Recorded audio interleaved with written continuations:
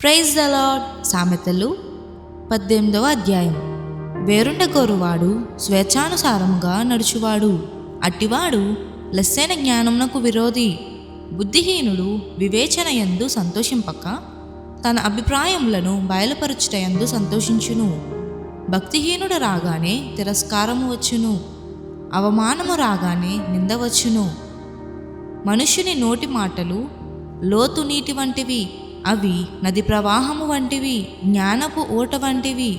తీర్పు తీర్చుటలో భక్తిహీనుల ఎడల పక్షపాతము చూపుటయు, నీతిమంతులకు న్యాయము తప్పించుటయు క్రమము కాదు. బుద్ధిహీనుని పెదవులు కలహమునకు సిద్ధముగానున్నవి, దెబ్బలు కావాలెనని వాడు కేకలు వేయును.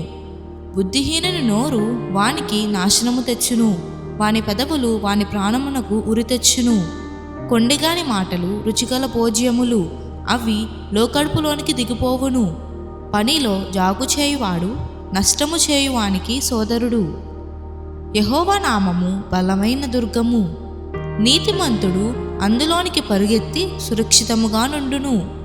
ధనవంతునికి వాని ఆస్తి ఆశ్రయపట్టణము, వాని దృష్టికి అది ఎత్తైన ప్రాకారము.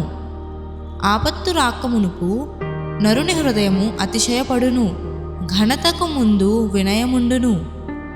సంగతి వినకముందు ప్రత్యుత్తరమిచ్చువాడు తన మూఢతను బయలుపరచి సిగ్గునొందును.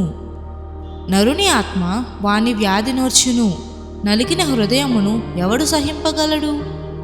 జ్ఞానుల చెవి తెలివిని వెదకును, వివేకము గల మనస్సు తెలివిని సంపాదించును. ఒకడు ఇచ్చు కానుక వానికి వీలు కలుగజేయును, అది గొప్పవాని ఎదుటకి వానిని రప్పించును. వ్యాజ్యమందు వాదిపక్షము న్యాయముగా కనబడును, అయితే ఎదుటివాడు వచ్చిన మీదట వాని సంగతి తేటపడును. చీట్లు వేయుట చేత వివాదములు మానును, అది పరాక్రమశాలులను సమాధానపరచును. బలమైన పట్టణమును వశపరుచుకున్నట కంటే ఒకని చేత అన్యాయము నొందిన సహోదరుని వశపరుచుకొనుట కష్టతరము. వివాదములు నగరు తలుపుల అడ్డగడియలంతా శరములు. ఒకని నోటి ఫలము చేత వాని కడుపు నిండును, తన పెదవుల ఆదాయము చేత వాడు తృప్తి పొందును. జీవమరణములు నాలుక వశము, దాని యందు ప్రీతిపడువారు దాని ఫలము తిందురు. భార్య దొరికిన వానికి మేలు దొరికెను, అట్టివాడు యెహోవా వలన అనుగ్రహము పొందినవాడు.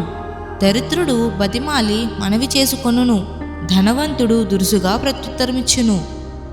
బహుమంది చెలికాండ్రు గలవాడు నష్టపడును, సహోదరుని కంటెను ఎక్కువగా హత్తియుండు స్నేహితుడు కలడు.